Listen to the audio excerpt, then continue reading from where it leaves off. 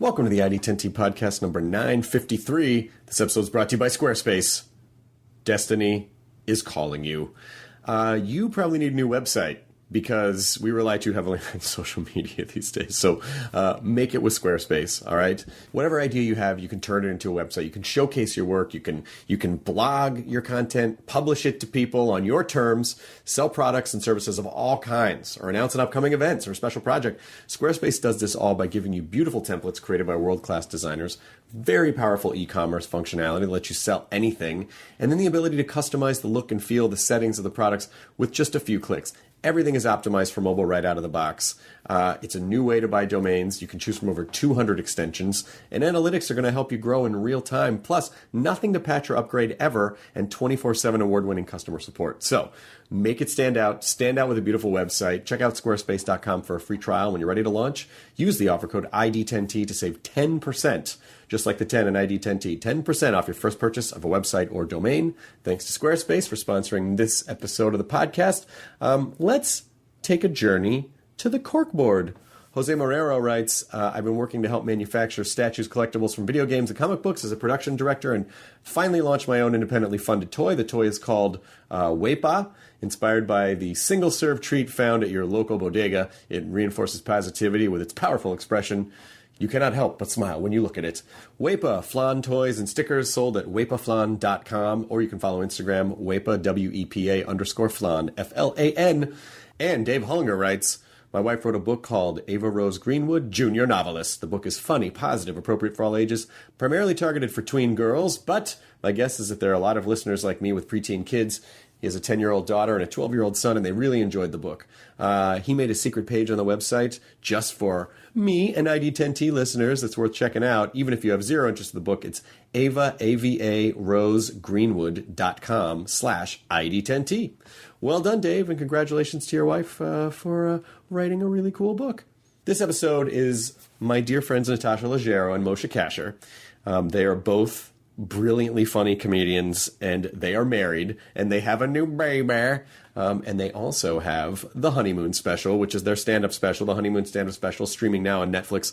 It's really great. They each do sets, and then they come out together and kind of like riff with the audience. So you should watch it. It is fantastic, and they are fantastic. And also, maybe you should also watch Another Period that Natasha co-created and co-writes and co-produces with Ricky Lindholm. So that's this episode, which is also brought to you by Mattress Firm. Are you struggling to get to sleep? It's likely that you are, because your head spins a million miles an hour and you can't get comfortable. But the fine people at Mattress Firm want to help you. They are America's neighborhood mattress store. They're going to help you stretch your budget a little bit further when you're looking for ways to improve your sleep. These are mattress experts. They're even more than mattress experts, actually, because they're going to help you build your bed from headboard to adjustable bases to sheets.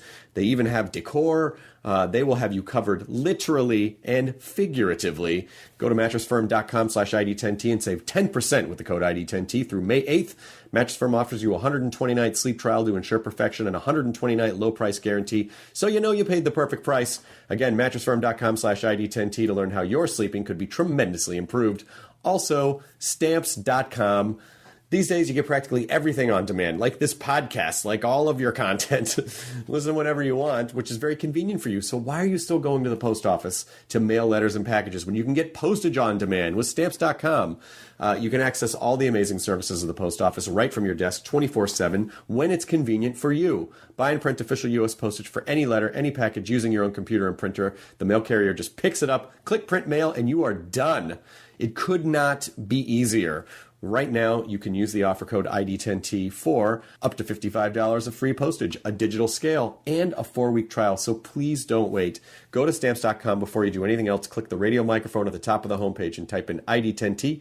That's stamps.com under the promo code ID10T. And I thank them for continuing to sponsor this podcast, even though we changed the name. And now here's the ID10T podcast number 950. A radio, and for those of you listening, a radio host. For those of you listening, radio was like podcasting. Wait, what? It was the original podcasting, but it was. So where would I download it? Yeah, you could. Well, you didn't This is pre-download. I don't understand. Okay, Franklin Delano Roosevelt. What's the URL? Okay, so what's the URL? So he would before he did Candid Camera, he did some version of a comedy radio show where he would like interview military people and he would have them in.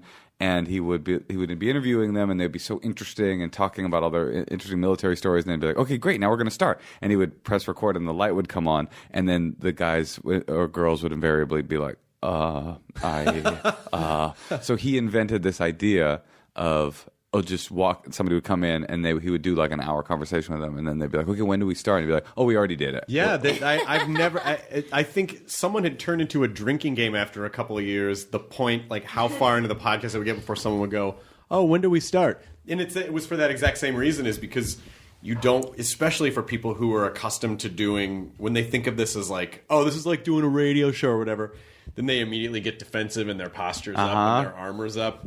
But if you can kind of just, show them that you're just talking to them, then they're totally... I thought you were going to say he was like the Ali G of his day, Alan Funt. And he would fuck with these people, and they had no idea. No, Alan Funt was a predator. For those of you that don't know, he was a monster of a man. And that was before when that was in the time where you could say whatever you wanted, and people wouldn't there was no backlash. You could say whatever you wanted, except... Now I feel like when I'm off the mic with my friends, usually I don't want that recorded. Sure.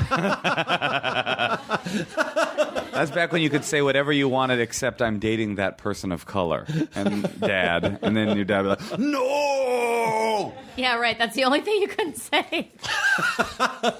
Wait a minute. What did you say? It was a screen cap.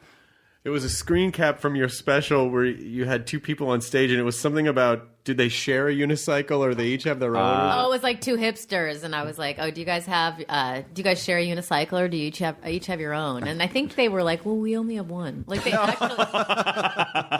Or no, that was the people who I asked, what vegan cafe did you meet at? And they were like, actually, we did meet at a vegan cafe, but it was in Peru. No, truly, it was a riff that became reality. So the structure... So easy to read people. The structure of our podcast, but we did a podcast, but with cameras, and it's for Netflix. It's called a comedy special. And it was just a one-off? Yeah. It's like a radio, but there's visuals. What? Was Alan Funt there? Yeah, What's happening? Alan Funt produced it. You produced it. I did. It was great. It's very complicated. But the structure is that it's like a 3-part special. So Natasha does a set, I do a set, and then we do a set together where we come up and roast couples from the audience, kind of impromptu roast. And one of the couples came up, and they looked all funky, and Natasha riffed, what vegan cafe did you guys meet at? And they were like, actually, it was a vegan hostel, and it was in Peru. Oh, yeah, vegan hostel. It was like, we were like, no, this can't be real. Yeah, sometimes I feel like there is like a sarcastic psychic gene where you say something, and then, because obviously it registered somewhere deep in your subconscious. Absolutely. And you quickly did the math and you say something and it turns out to be true.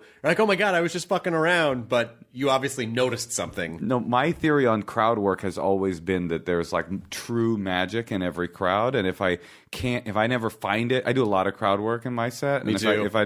If you don't find it, don't you feel that way? Like if I didn't find it, it's not because it wasn't there, it's because I fucked up somehow tonight. Like There is always a story where invariably somebody will come up to you after the show and go like, Chris, you hired people to come with you to Denver, right? It's like, no, that's how magical people are. Yes. Yeah, and there's like a synchronicity. Remember there was a girl I was talking about, freegans, who are like vegans who like wait by dumpsters and eat things if it's for free. Oh, okay. Do you know about this? They're vegan. But wait, so the food has to be vegan and disposed of? No, they eat chicken. Oh, freegans. Oh, it has to be free. Okay. No, they're vegan. You never could quite stick this. They're vegans. This is her joke. They're vegans. I just remember it. It's just always 4 years of marriage, everyone. 4 years. She wrote this. Of marriage. They're vegans unless it's free, in which case they'll eat sausage. They'll eat a sausage, right. But I mean, they also are kind of vegans. That's why it's confusing. Well, yes, they're kind of vegans in that they're vegans unless it's free. They don't all eat sausage. I think some of them They'll are just eat strictly anything vegans. that's free. Yes. No, a freegan is defined. Alan Funt first said a freegan is... The first freegan was Alan Funt. First there was freegans, then came radio. In the 80s there was freeganomics. Trickle-down freeganomics. That's where you put a sausage above your head and you wring it out like a towel. Well, I just riffed that is the definition of a freegan. No, you didn't. It is a real thing. You think that the actual definition is that they will eat a sausage if it's free? Can we get a Google? Can we get a Google on this? Katie is Googling now. I just thought it was funny to say if they eat a sausage. No, it's what they are. This is your joke. Moshe, I know. Yeah. I'm just, as a man, I feel like it's my job to maybe explain to you. Moshe always wanted me to say it a certain way, and I like to just riff it a different way all the time. Freeganism is a practice and ideology of limited participation in the conventional economy and minimal consumption of resources, particularly through recovering wasted goods like food. No, they just wait outside of dumpsters. The word freegan is a portmanteau of free and vegan. While vegans avoid buying animal products as an act of protest against animal exploitation, freegans, at least in theory, avoid buying anything as a... Maybe I'm wrong. Could that be? I'm as a an man act and it doesn't of feel good. protest against the food system in general. So they just don't want to pay for stuff. Exactly. Because that contributes to the... Thank you. Wait a minute. This is maybe the first time in our marriage that I've been wrong? Well, that feels inaccurate. Yeah. I mean, you got to let them think they're right most of the time, but then you're doing what you want to do. Listen, What do you mean, damn? What do you mean, damn? we're very binary. We're either on or we're off. It's very easy to control. It's because we have very simple needs. It's true. All I need is a warm dumpster to cozy up next to. Hey, baby, you're my warm dumpster. Am I right over here?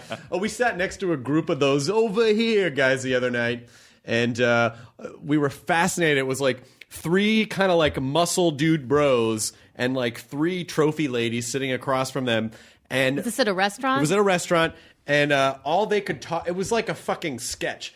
Everything they talked about referred to the square footage of things. Like that was the Hilarious. That was the economy of their... And also, That's they funny. were wildly incorrect about how square Wait, feet but work. what's an example? Oh, so yeah, you remember at that hotel in Vegas? That room was like 10,000 square feet. I'm like, no hotel room is 10,000 That's very funny. square feet. That is a massive multi-story Why are house. You remember Cindy from college? She's so hot, but she had square feet. Very square. That's like Very 10,000 of them. She had like 10,000 of those.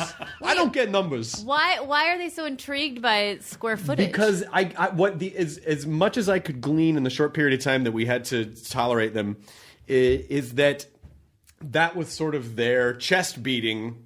Was that the more square footage something had, the more luxurious and therefore expensive, and the more like, hey, we're significant this is.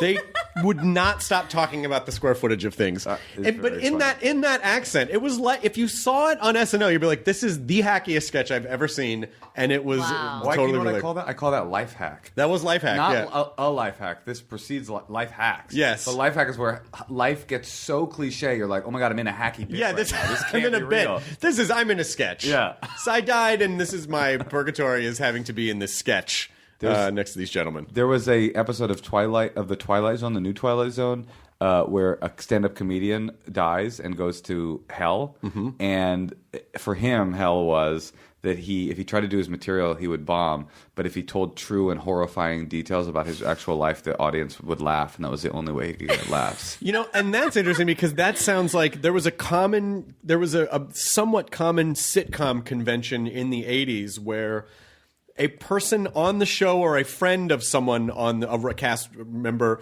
would try stand-up and bomb and then start telling real stories about like their mom or their friends, and then everyone would laugh, and those people were like, hey, that's not funny, you know? That was a very common thing, and I think it happened on like Happy Days. It happened on a few sitcoms. There's also I'm dying up here that there's a... Oh yeah, is it good? I haven't seen it. I haven't seen it also. Okay. But I saw the first episode, and I felt like there was a moment of tell your truth and you'll get laughs, which I think is a more contemporary convention about stand-up. And right, also, that's not from the 70s. Right, this is more... Which is when that show takes place.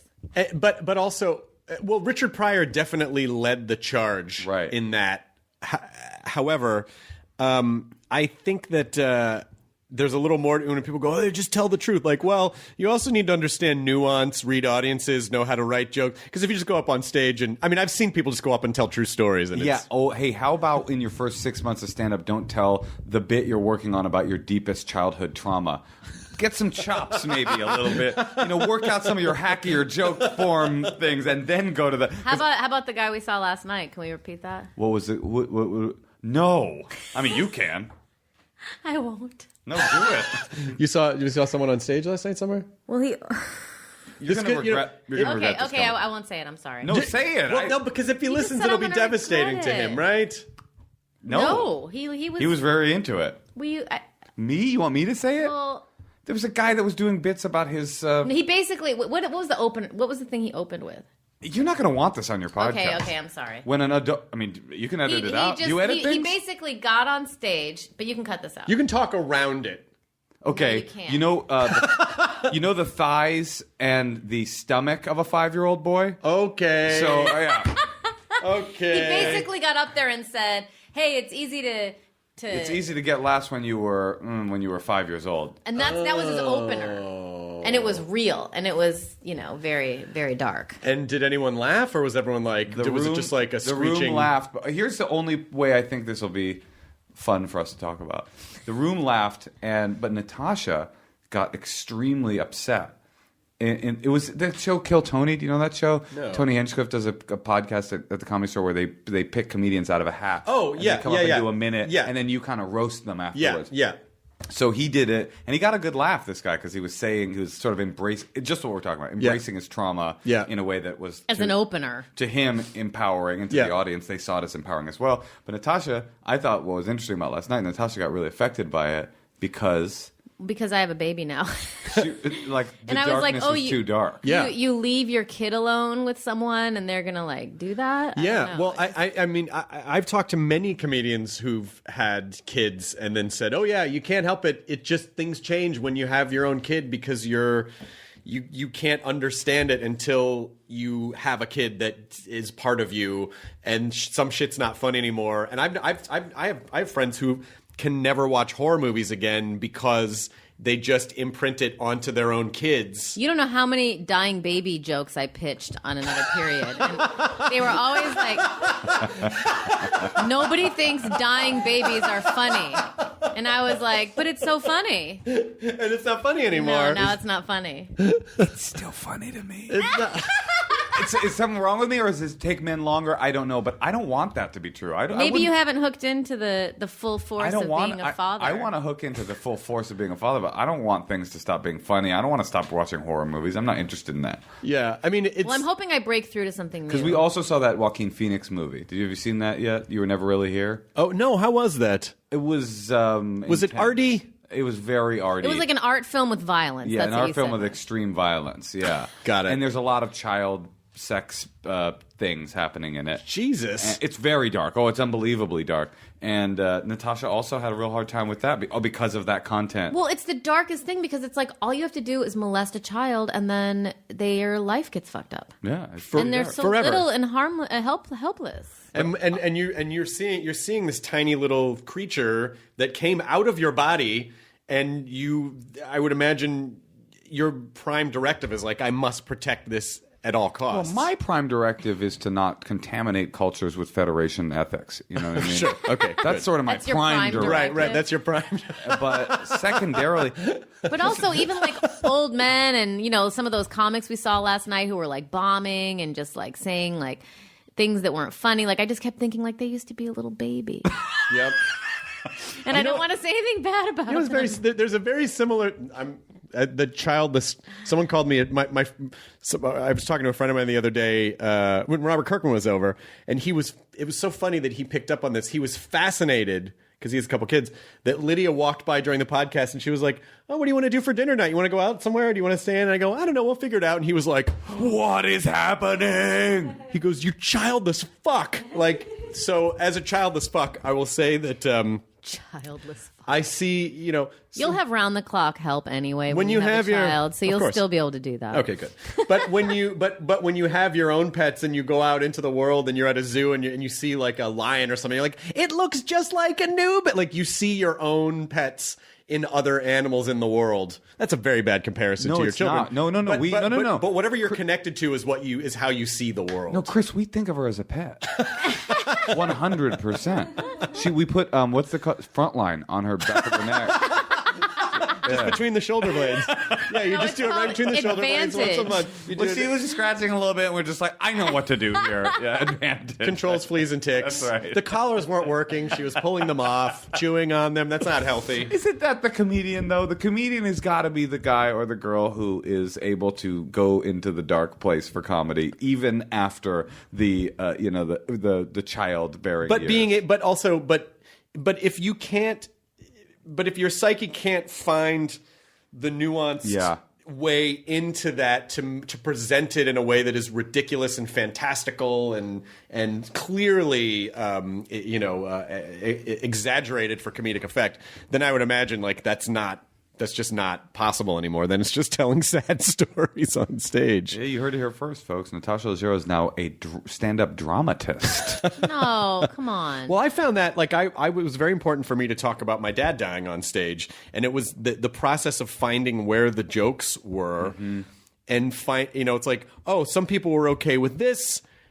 But they were like I tried so many times to write something about having an open casket, like how weird it is. Like I had a nephew that was poking him in the face, and how you're just basically it's just like a weird party.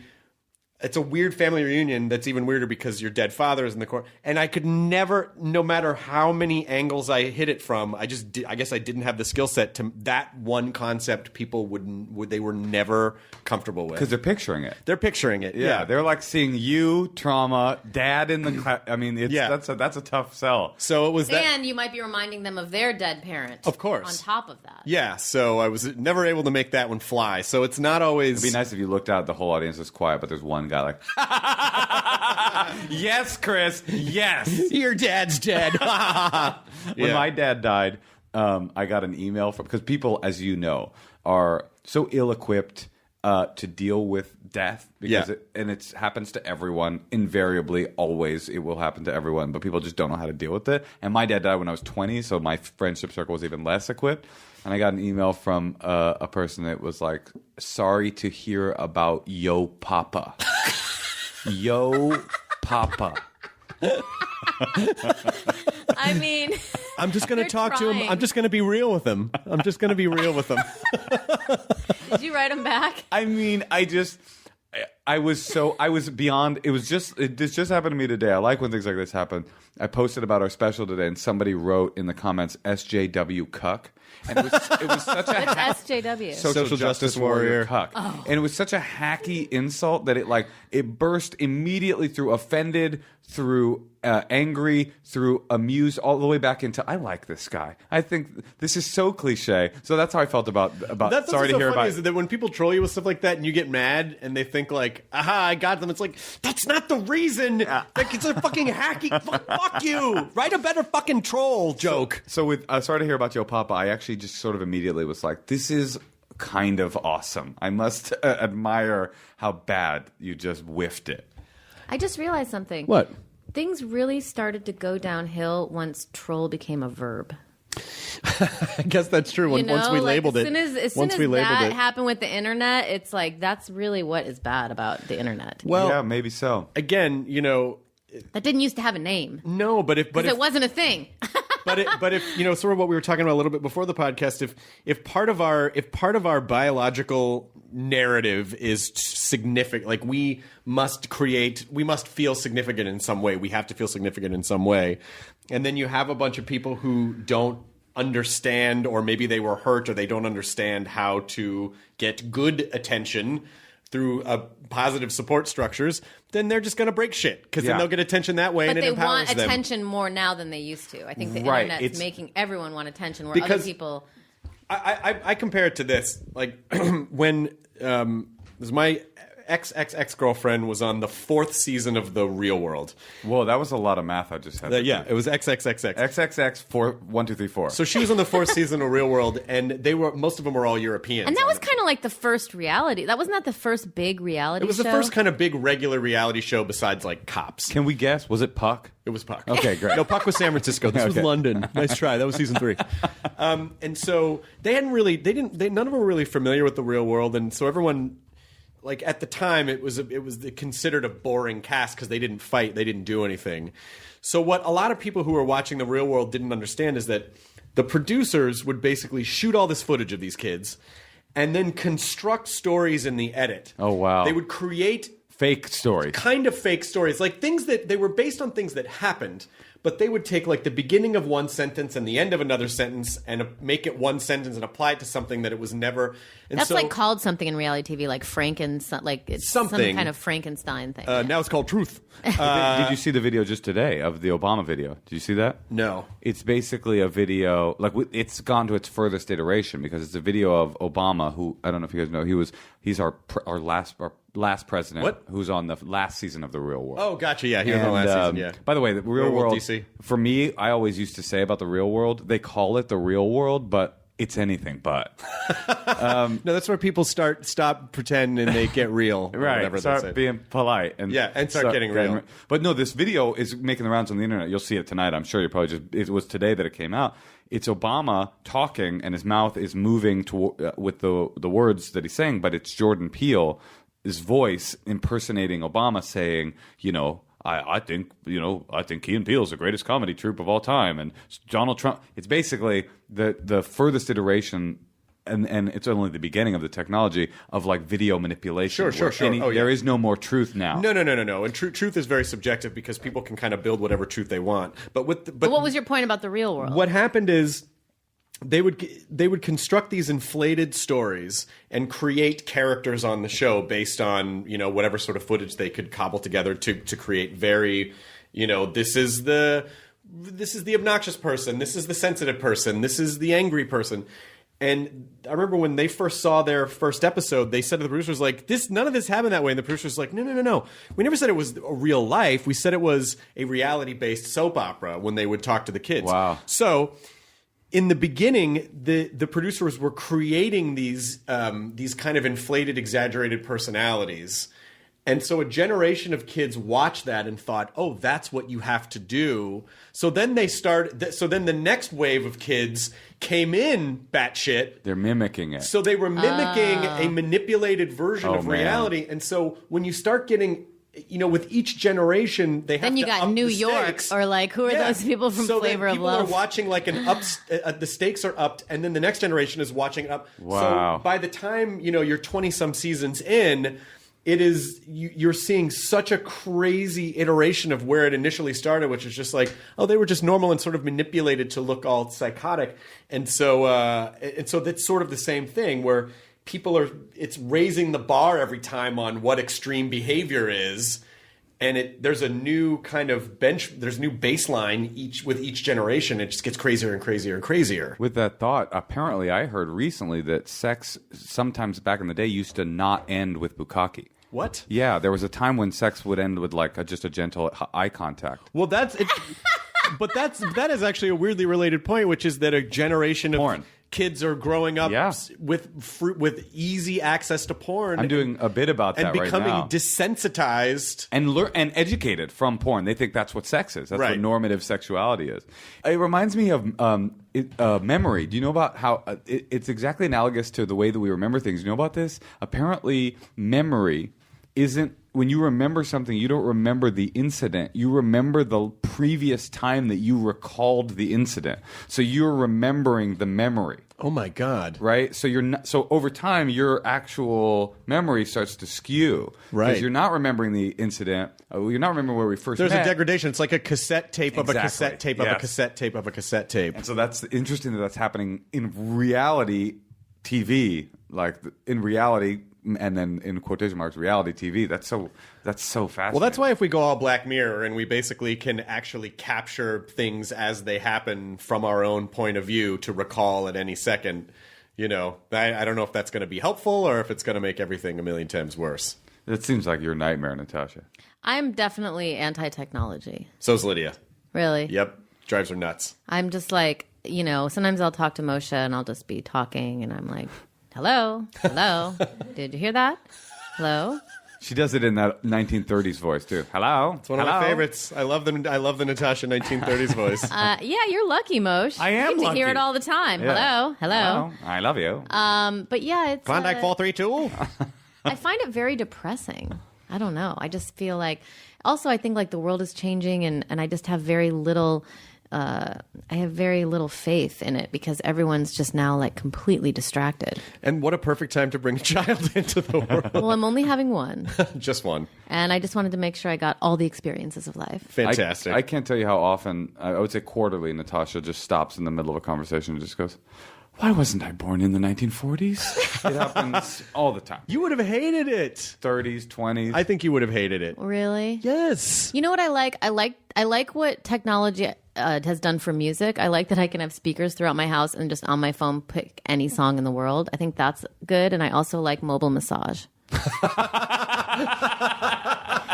So for those two things, I'm into technology. I'm no on email. I'm no on accessibility for the disabled. I'm no on the end of isolated communities being able to communicate with family members. But I am into soothe.com. No, but the problem is, Moshe, is that what was the first thing he said? What?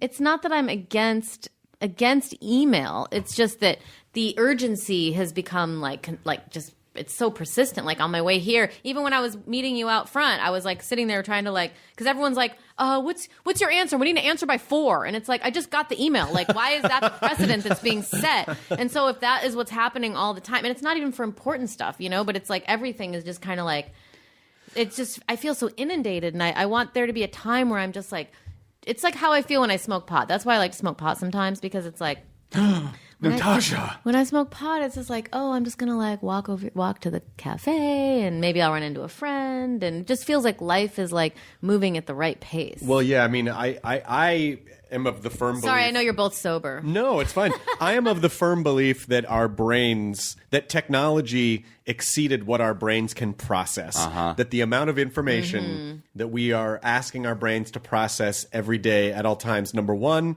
makes us feel like time is blowing by at a meteoric rate because we're so distracted all the time. And number two, that we just have so many open loops in our brains at all times of things that, because our brains don't always know the difference between what is an important task and what is a not important task. It just knows I've got 16 emails. That's and then right. You just start returning them, and it's like, I got to do this. What's the Why? triage? What's the priority? Does this really need to happen now? Yes, I got to do it now. Why? Because I don't have to think about it anymore. I mean, it is all it's mostly a complete illusion. But you've been a pretty robust advocate for the advantages of technology. Yes, I have. And I'm not even. No, you're absolutely right. And here comes the roast.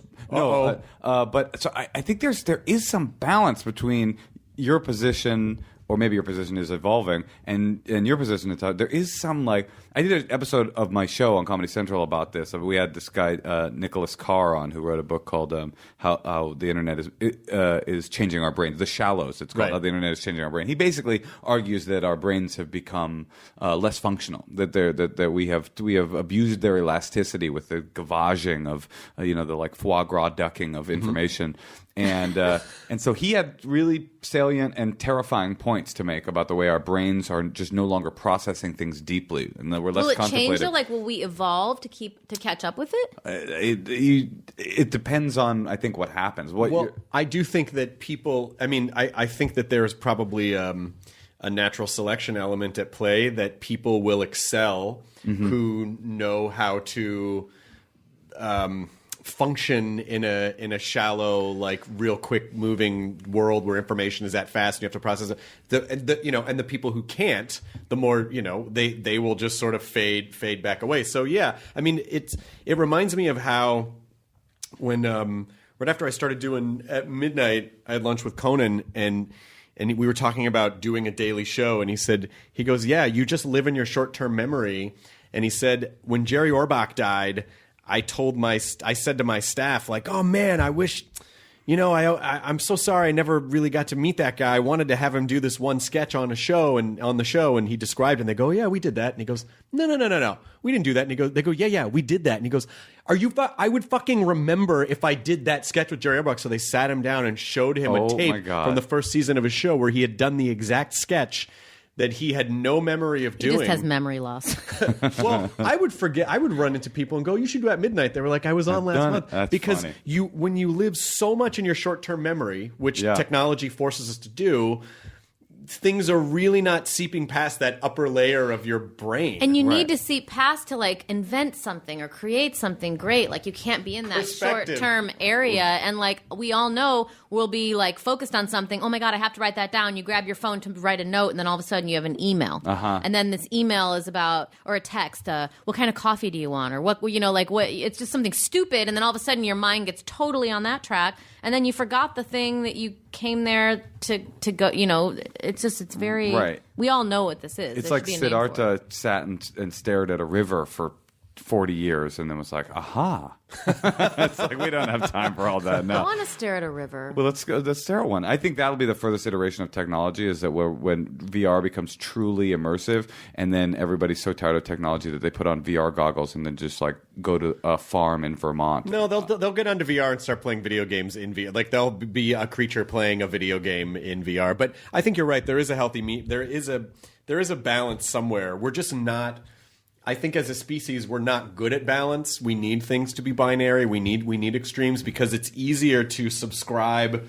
Like if you throw yourself into an extreme, that's a lot less work, right? Because constructing a tailor-made ideology of balance is a lot of emotional energy, and most people just don't have it because, again, we're answering 1,000 emails. Yeah, I mean that's what I was going to say. Is like on the one hand, there's Nicholas Carr's idea that we're getting stupider. On the other hand, my personal experience with my mother growing up, who was a deaf woman, like technology and the internet has been like the most liberating thing in the world for her. Like nothing has given her more access to the world. But what percentage of the world is deaf? 99. What? Yeah, it just changed. You're out of business in this podcasting arena, bro. I can't hear you. What? See, it's spreading. What? I would love to sort of shift gears a little bit to talk about the birth of your child, because I don't know why, but and I never even really thought of it. I was like, I never pictured like, oh, you guys will have kids, not because there's anything, but I just think like, one kid. Kid. Sorry, several kids. No, I couldn't imagine a world. Did you ever want any children, or was this a last minute thing, or was it Well, not I must planned? have subconsciously wanted one because I did freeze my eggs. That's what's so interesting is her act is always like, her famous joke is, I'll never be pregnant for long. Right. I mean, that's not my famous joke. That's a great... Oh, what is? Oh, actually, your famous joke is even more and to... Oh, having a child is like a DUI from the universe? There's that, and then there's also toilet babies. Oh, I have a whole thing on toilet babies. Yeah, so it's not exactly like... Oh, I didn't know I was pregnant? Is that the I didn't know I was pregnant bit? Yeah. Where they're just like sitting at a Wendy's and then baby Arthur comes out. Baby Arthur. It's a perfect name for a toilet baby. Yeah. But yes, so I froze my eggs, and then I met Moshe, and he's Jewish, so they like to have like a family. And that is a hurtful stereotype about my people. We do not like to have a family. Well, it's like important, I think, to the Jewish culture to like procreate. Isn't that like? Well, I converted to Judaism. The two major tenets were like keep Shabbat and procreate. Don't pull out. Yeah, don't pull out and keep Shabbat. Yeah. So stay in. Leave it in and don't take it out. Don't take it out. Yeah. Leave it in. So I froze my eggs like a while ago. But that is pretty cool, right? That she froze her eggs even while she's telling these jokes about I didn't know Moshe. Well, I just was like, maybe I'll meet someone who would be like worthy of raising a child with. Meanwhile, I'm in San Francisco cutting my teeth, just obliterating crowds night after night. I thought you were going to say you're remembering the memory of a memory. you cut to the real me, and it's just like literal crickets. And what am I doing? Why am I a comedian? So since you asked if you'd like to know my story, I do. I froze my eggs and I got like 10. And then I met Moshe, and then they keep them in a freezer, and then they have to turn them into embryos. So then I met Moshe. We let's tell the full story too. We had a hard time. Oh yeah, because I was trying to save those. And then we started doing IV. Do you mind if we just truly? I wasn't going to talk about that, but now that you said it, well, is that what you? Sure, if we're talking about, yeah. Well, we went through like a few rounds of IVF because we weren't successful. Because we were duped by the doctors, and we weren't successful the regular style or doggy style, and so then we started like an IVF is brutal to women. I don't know if you. Well, I've been talking to Matt Mira because he and Dory have been going through it, and they've they've had they do a whole podcast. I'm saying this because they do a whole podcast about IVF. Yes, it's called Matt and Dory's Excellent Adventure. Because what they realized is that there was a lot of stuff that they didn't know or understand about IVF, and it was very hard for them emotionally, and so they started doing a podcast, and other people found it and said, this is life-changing because this is shit that no one tells you. They're like, now we're just going to travel. We're not going to have kids. But also people that go through it are like embarrassed. There's something happens where the women feel like they've done something wrong if they can't get pregnant. It's Matt's fault because his sperm count's almost zero. So, Yeah, I mean, I'm not going to say I was completely at fault. No, I mean, no one was at fault. I don't think we ever figured out if it was me or you. But it wasn't working. But it wasn't working. And also, it's very confusing because it's like you can only get pregnant one day a month. Isn't it shocking? I don't understand this thing that you live in fear of when you're a teenager, and my parents were just like, don't fuck. And when you get old and you realize, like, it's insane that anyone ever gets pregnant with the timing of it. Except that it's not as insane when you're a teenager. I've learned this. You have so many eggs that if you happen to have sex on that day or 3 days around that day, you're pregnant. They told me, well, yes, because they told me when a woman is 38 or 40 or something, her egg count of fertile viable eggs is something like 80-20 or 90-10 bad. Oh, wow. When they are 18, the numbers are reversed. Oh, it's shit. 90%. So 90% Another reason for you chance. guys out there to not have sex with 20-year-olds. Right? Yep. Yeah. As if you needed more reasons. Yeah, it's awful. Having sex with 20-year-olds is one of the worst things. So we did IVF, which is hardcore. It's like you were shooting, I mean, it's like an injection. Yeah, but I sold my eggs in college, so it wasn't that big of a deal. Yeah. Oh, you did? I mean, I had it never actually turned into a baby because there was issues with the other end, and then I was like, okay, I don't want to do this. But I was used to like shooting up myself. Shooting up. With hormones. Yeah. You're flooding your body with hormones. Exactly. It's hardcore. It was hardcore. I thought you were so strong. I mean, I'm being sincere now. I thought you were. It was so incredible to watch because it was like, it's not cool what happens to women when they shoot themselves filled with hormones night after night. It's like really intense. And it also feels like, you know, it also just feels so, at least for what I've heard from Matt, so businessy in the sense that like they're charging so much for stuff that's like, does this really need to cost that much? Or do you just know that people will pay it because they want to have children? Right. Yeah. It's like every vial's $400. You know, Crazy. It's just silly. It's so expensive. IVF is very expensive, and we did 2 rounds of it and it wasn't working, and I started to freak out financially. And I remember the conversation with the doctor had. It was so funny. He sits me down and he goes, look, I go, why don't we just use these eggs that she's got? These eggs are sitting right there. Let's just use these eggs that she's got. You know, because like as much as Jews like to have family, we like to not spend money even more. And he goes, listen, you got to think about those eggs like a savings account. Okay, you want to keep the savings account, and you got to think of the IVF more as like a checking account, and you spend that money. And I'm like, can we not use a bank and life savings based metaphor? P.S. Sorry about your papa. Wait, why are you talking to me like this? We got a different doctor, and then they told us to use those eggs. So then we turned them into embryos. We thawed 10 out. I thought when I froze my eggs, if anyone's listening out there, if you get 10 eggs, that doesn't mean you're going to have 10 kids. That's what I thought. But so they freeze them, and then when they make them embryos, they thaw them out. Only and then you go, as the men, you go into the lab and you jerk off on top of recently thawed. Mm-hmm. You just spray it down. Just all the way across. Yeah. One. And wherever it lands, it's like a carnival game. That's right. Yeah. And then I think 4 of them turned into embryos. The other ones kind of died. And that still doesn't ensure that it's... No, and then they tested them. And then they grade them. So then they tested them, and then 2 survived. We're down to 2 now. And so I put one up, and it died. She did it herself. They put it on your finger, and you that's just so pop strange. it up. Yeah. Oh, wow. I didn't realize. Weird. But that's a lot. That's really expensive to just I know. jam your finger in yourself. That's what I thought. But no, actually, that was my idea. The doctor was like, usually the doctor does it. I was like, no. I heard this metaphor So he was recently. like, okay, so now there's one left. Nice job, Moshe. People are going to be so confused how this works. Okay, so they stuck one up, it died, and then they stuck the other one up, and it's at home with the nanny.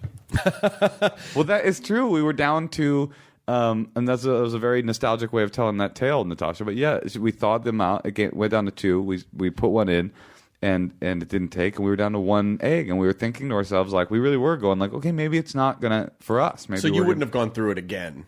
there was nothing to go through. I would have just gotten a donor egg and mixed it with Moshe's sperm and told everyone it was my kid. But like get someone, find a girl that like looked like me, who was Italian, who had a dimple, who maybe went to Harvard. And then I would have carried it and, Or adopt a 17-year-old. Right, that's true. Isn't that your joke? Well, yes, but then I was starting to think like because now you have a baby, you have got to like all the parenting books, so you have to constantly talk to it, but she can't focus. So then I'm like constantly talking to her, but I don't know what to talk to her about. And now I'm just like, when would I really like to hang out with her? And I think it's like when she's 30. Podcasts aren't permanent, right? She'll never be able to hear this. No, but I think not by then. Yeah, great. I liked the idea of imagining us as like, we could have a glass of wine and like talk. I have to tell you, it makes me happy to hear you say that, because Lydia is a great talker, and I've tried to video this many times, and she'll always catch me and be like, "Turn that off." She talks to the cat nonstop, sings to the cat, runs her lines for auditions with the cat. I hear her sometimes just having she an full only child? No, just having full there's not even an excuse for it. Just having full on conversations with the cat, and so I know. Is it baby talk or just regular talk? Regular talk. That's Someday cool. you're going to come home and you're going to hear her talking, and then you're going to hear, Chris doesn't love you like I love you. Mr. Frisky.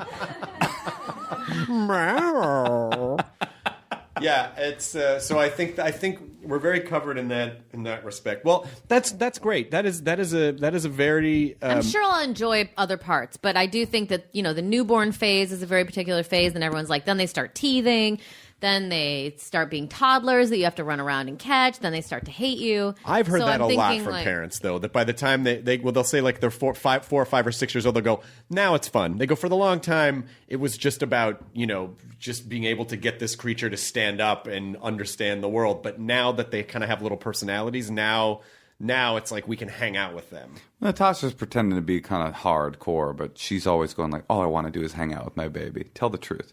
No, I do want to hang out with her, but she doesn't do that much. That is very true. She just started like looking at us in the eye. Kind of. Like, and kind of smiling, but not really. She's only 8 weeks old. How did you change? Did you feel a switch flip? Here's what happened. We got home from the hospital and we thought our whole world was changed. And Moshe kept like singing to her every morning. And then after like 3 days, we're like, oh, she's just a blob.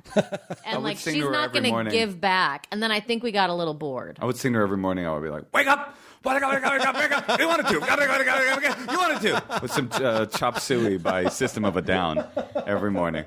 But now that she's like waking up, because she also, our baby, Moshe doesn't want to admit this, but she cries a lot. So basically, it's not just like, oh, it's boring. It's like, oh, she woke up, you fed her, and now she's going to cry for an hour and a half. And nothing kind of makes her stop crying. And then as soon as she stops crying, she just goes back to bed. So that got a little old, as you can imagine. Do you get numb to that in terms of like hearing it? Did you ever think that if a baby cried for an hour and a half before you had kids, you'd be like, oh my God, what do people do? But now that you're in it, you're like, oh, it's just. Well, now her stops. personality's changing a little bit, so she's like awake and not crying. Okay. Which is like nice. Would you say that, Moshe? Yeah. There's definitely a moment.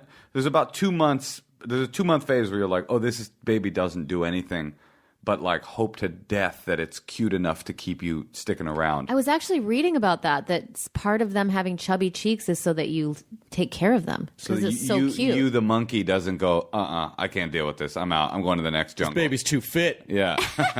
My baby got a 6-pack. He doesn't need me. I mean, they're all cute. There's another idea that babies come out looking a little bit more like the father than the mother, so that the father, and really we're talking about like the evolutionary father, doesn't take off and go like and then I'm the gone. looks change. Yeah. Right. But human babies, I think, besides whales, are the only mammals born with blubber, yes? I think that's true. That other mammal babies are just these skinny little, barely like skeleton creatures. Like they're just very skinny, and human babies have like a little bit of blob to them. Oh, I wish we had a skeleton creature. I like our little blob. Whales also do the grandparent thing. I just found out. Do you know that? Whales. Well, you mean they're much cooler to the grandkids than they were to the parents? That's why they buy them toys. Yeah, exactly. But it was never like this. They have a grandparent system where the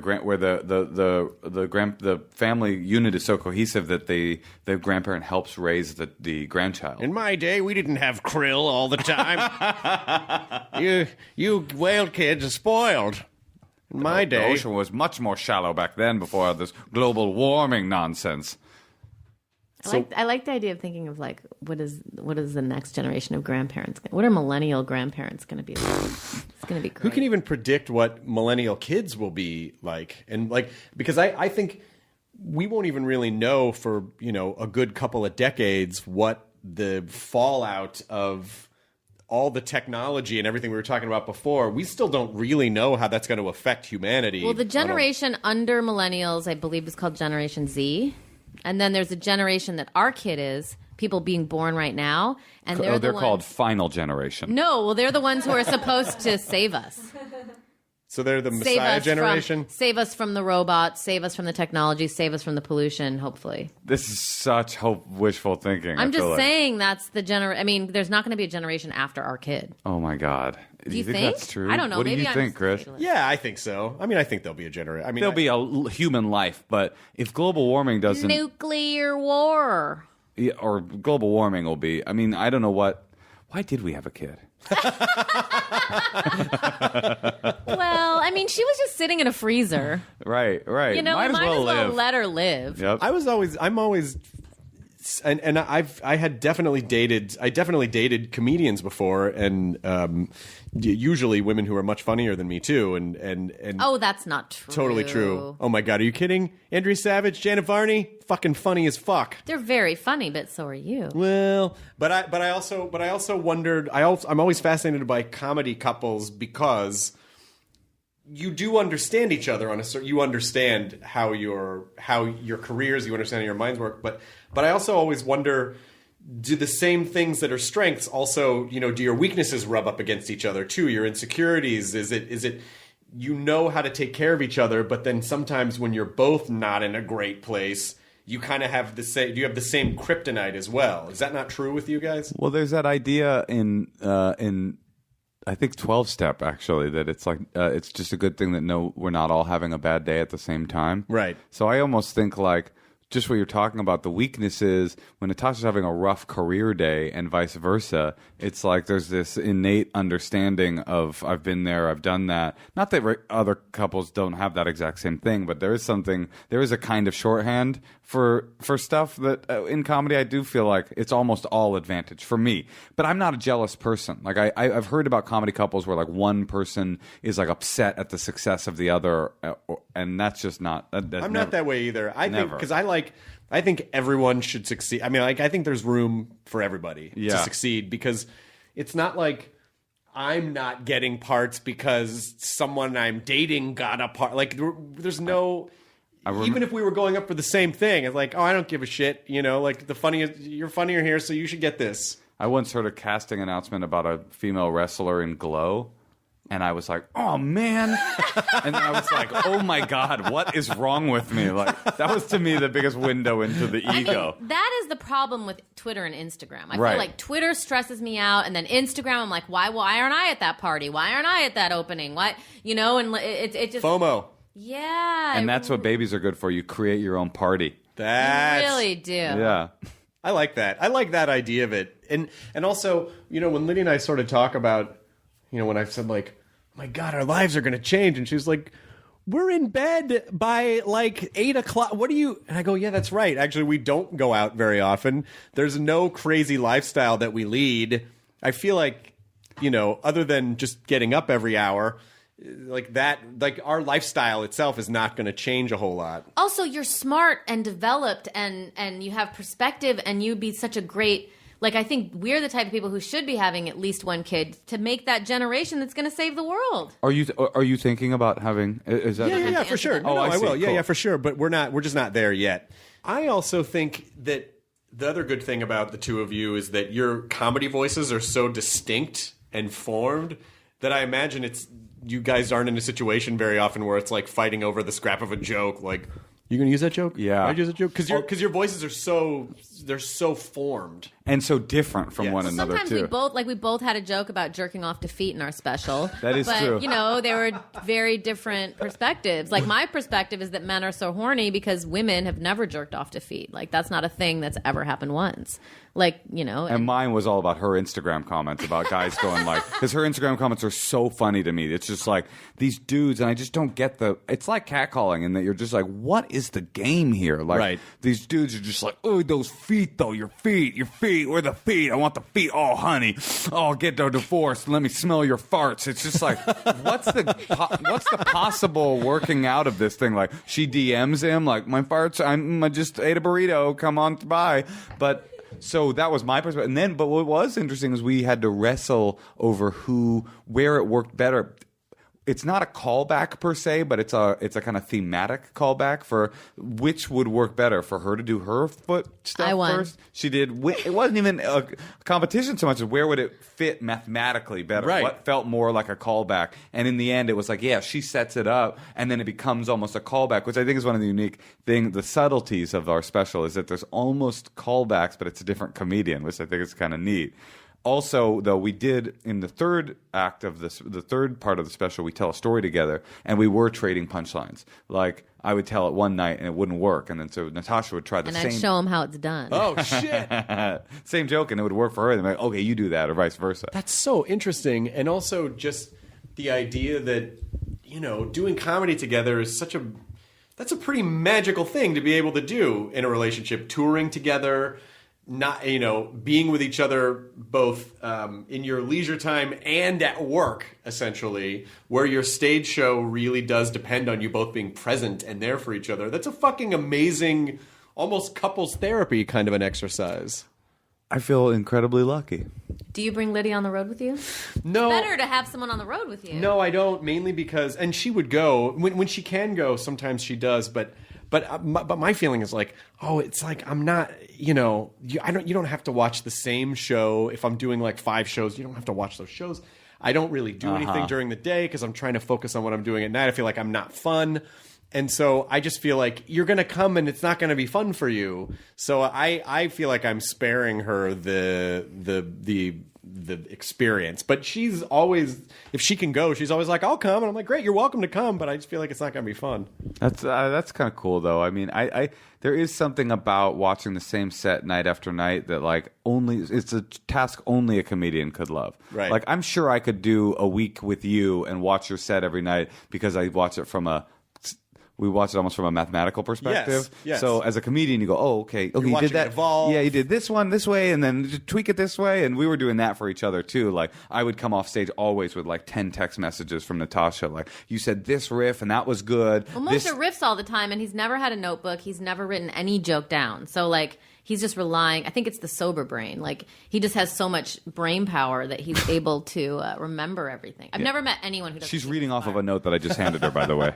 Do you not record your sets? I've never recorded a set. Doesn't record a set. He's never written down a joke. And then I never carried a notebook either. Remember, you were on tour. You were on tour with Aziz, and Moshe's like, yeah. I mean, he sits and writes like. He writes his set list every night before he goes on stage. And I was like, everyone does that. Well, the only reason I was surprised by it was he was doing an hour that was about to be recorded. But you do it out of nervousness, too, and just out of that is not something I do. But it was like, the hour was like about to be recorded. It was a set. It was no longer like in transition. And I was like... I do a set list before I go on stage, though, no matter what. Do you, Chris? Yeah, I do. Well, what I do is if I'm doing multiple... Do you guys want water?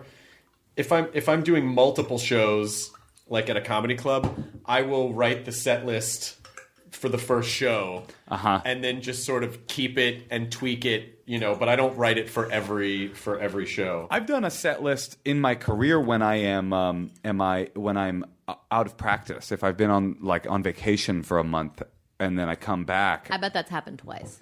It's very infrequent. It's very infrequent that I write a set I've seen you do that once. Yeah. God, because I record every set and I never listen to them. And but it's nice to know you have it. Yes, I know, but I guess about 30% of my set is just riffing with the audience, and I know I probably have an entire special's worth of jokes that are just sitting forgotten from years of recorded sets, but it just feels too overwhelming to go back and listen to all of them. You just haven't been offered enough money yet to do a special. On the other hand, I feel like I have what you have, but it's gone. It's gone. It's in the ether. I'll never get that. That would be fun, though, to listen to them all as a project. Yeah, maybe. At least to get new material. You should hire someone. No, I would never. I feel like I would feel terrible for even paying someone to listen. I've actually paid just go to Home Depot to listen to some of my old specials. Just get someone to jump in the car and just throw them an iPod. Okay, I'm a stand-up comedian. I just need you to go through this stuff. Tell me what the gold is. He's like, all right, sir. I have paid someone though to dictate.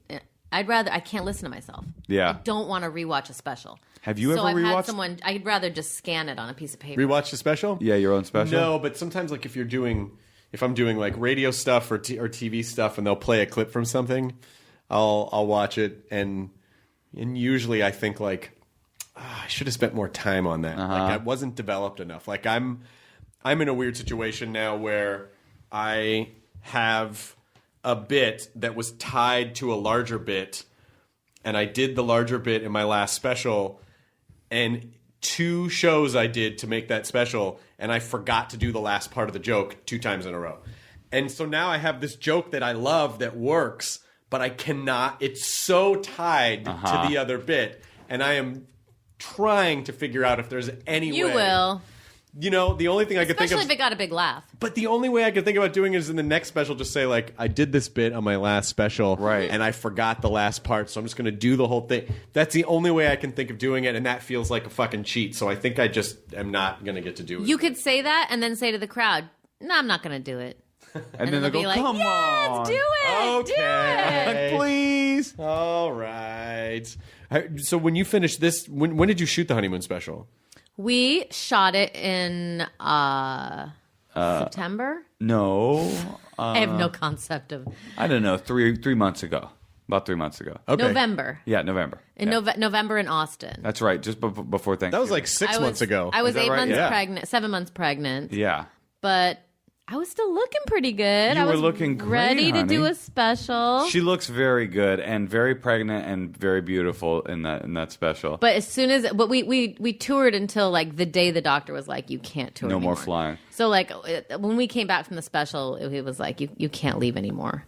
Yeah, that was so intense. Like going through that, and then she gets pregnant. We do the whole IVF thing. We get to the last egg. We pop it in there. We're like, whoa, it worked. Then she's pregnant. Then you're like, please stay pregnant. Then she's really pregnant, and then we go on tour and start writing this. like it was so insane how much work it But was. being pregnant is hard because it's like, imagine if you were pregnant. You do so much stuff, Chris. Like, and like they're like, we really recommend you lay down a lot, and it's like you kind of have to. So for like 10 minutes a day? No, Yeah. no, just like 10 days. And I kept over scheduling things, and it's just my personality. So it is really hard, and like it can result in miscarriage, and like just self care. Like you have to kind of be like laying around, and it's like not. I didn't do it. Finally, but when you're that supposed special, to. finally when that special was over, it just felt like such a relief because there was it was more intense than any other stand-up related thing I've ever done. I don't know if it's true for you, just because the pregnancy was so interlaced with it. The next day, we spent an extra day in Austin at the Hotel St. Cecilia, which is like Natasha's favorite hotel. And then we went and we ate sundaes. And we heard that there was a screening of Titanic at the AMC, like on the big screen. Yep. And we went to see Titanic, and it was like, it was just I don't know, it was just the nicest decompression. This is the most romantic thing I've ever heard you say, Moshe. That I like Titanic? No, I didn't know that. I didn't know you loved that day so much. Do you ever have a day where you don't do anything? No. Yes. Yeah. No. No. I don't know. No, Lydia's always like, stop doing... when we go on vacation, it takes me 72 hours to unplug, and it takes me 72 hours to replug in when we start back up from the momentum. But you probably have an itinerary for vacation, too. Well, maybe I do. Maybe I planned out our You need to go to like... You know where you should go where we went on our honeymoon? God damn it. Oh, to Bora Bora. There's nothing to do that there. That would be good for you. Just go stare at the glass floor. At Yes, the exactly. Gonna... It would be funny if they started a service for people like you where it's like, when the kids are on drugs, they like abduct them and send them to rehab in Utah. Right. But it's like you, and they come in the night, they grab you, they throw you on a private plane, and they take you to Bora Bora, and they're like, relax, motherfucker! It's funny. It's funny that you say that because I was just the last time we were on vacation was over the New Year, And I'm like, oh, we'll go have this really relaxing time. And we went to the Pacific Northwest. And I did. I planned everything. Like, okay, we'll fly into Portland. We'll stay at this hotel for a few days. We'll rent the car. So we're going to get on a ferry. We're going to go to Victoria. And then we'll spend New Year's there. And then we're going to hit this and this and this museum and this thing. And then we're going to go across to Orcas Island for a couple days. Then we take these two ferries. Sounds exhausting. Yeah, I know. Was it? It's like producing the vacation. Did I produce the vacation? You know, in Bora Bora, there's not even waves. What? It's just like lagoon. It's in a lagoon. So It's just like there's nothing to distract you. You're right. You just sit there and that's eat it. like, you know. And it's not boring? It's boring, but that's the beauty of it. And also, you know, who doesn't love a $45 cheeseburger? You're laughing like it's a joke, but it's not a joke. I can imagine It's a real thing. There was a club sandwich there that was $42, and it was $80 if you wanted to add lobster. So you're the sort of your character on stage. Are you close to her at all? Like, We are very close. Yes. I mean, dear friends. in terms of like, if someone said to you like, okay, magically all of a sudden you're a billionaire, would you live that way, or would you still like? I like to surround myself with beauty if possible. Okay. So, you know, I'm always trying to do that. Even Burning Man, I saw your fucking souped up trailer for Burning Man, which was gorgeous. Oh. Do we have a souped up gorgeous trailer? You had a fucking really cool like Airstreamy 1950s like. Yeah, no, that's cool. That's Moshe though. Moshe's got good style I'm too. obsessed with little teeny tiny things like that, like little teeny tiny RVs and stuff like that. And then Natasha gets in and she puts her touch on it. But RVs are not her thing. Did you ever think you would go to Burning Man? No. And but you like it? That's one of the reasons why I had a child, because I was like, he'll never make me go again. Well, that's not true at all. No, it is. I mean, maybe in 5, 6, 7. I mean, how young? It'll be a while before I can even make the ask. You're not going to pitch that she goes to Burning Man, are you? Like in the next 5 years? Guys, let's make Burning, baby. I was Burning thinking- Man for hipster with kids. I was thinking she could go this year, actually, but without us.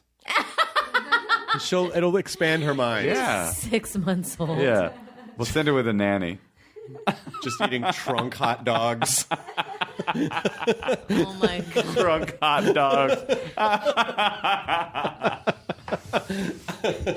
But in general, you feel good? Are you happy? Yeah, I got to get home and breastfeed. Okay. You know I adore both. I adore the shit out of both of you, and I constantly wish we would hang out more. But then, oftentimes I always feel like I'm just bothering people, or they're busy, or now you have a baby, but, you know. We adore you, too. So we consider that an invitation. Please. Yeah. Please come hang out, or let's have dinner when you can. I mean, I know obviously it's... We'll come to you. Help. This isn't going to translate on the podcast, but we're wallpaper brothers, and that goes a long way. We both have the same William. You know, what's really funny is I This is going to be very relatable. I had a little bit of an arrogant moment because a friend of mine said her friend is why I've been doing these Instagram stories about the remodel of the other place. Oh, I got to follow you. Oh yeah, I've been doing them for months. They're really fun. So they I said, I got this William Morris wallpaper for the kitchen. And her friend sent it to her and was like, I think he meant William Sonoma. And he said William Morris. He had a Hollywood brain fart because William Morris is an agency. And so... Oh, you're just like cracking your knuckles, getting ready to... I took a screenshot of like, you know, the definitive William Morris style book and his Wikipedia page and the wallpaper wrapper that says William fucking Morris was a leader of the arts and crafts movement.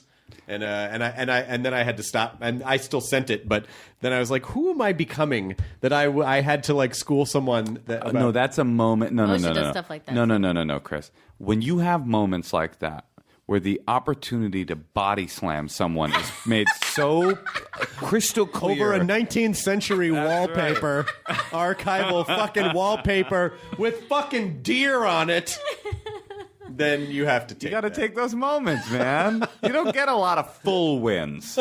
You know, usually wins come with some caveats. But if you get just a full, no matter how petty that full win is, you take that win. That's very internet-y of me, and I apologize. But come back anytime. Honestly, please come hang out. We can do podcasts. We don't have to do podcasts. You can just come over and we can hang out like people. Yeah, well, thank you. And watch our special on Netflix. Oh yeah, the Honeymoon Special is up now. Like Yeah, you can watch just go. it. You can just go Streaming. watch it. Just watch that right and now. watch season seasons 1 through 3 of Another Period. Enjoy your burrito, everyone. ID10T scanning complete. Enjoy your burrito.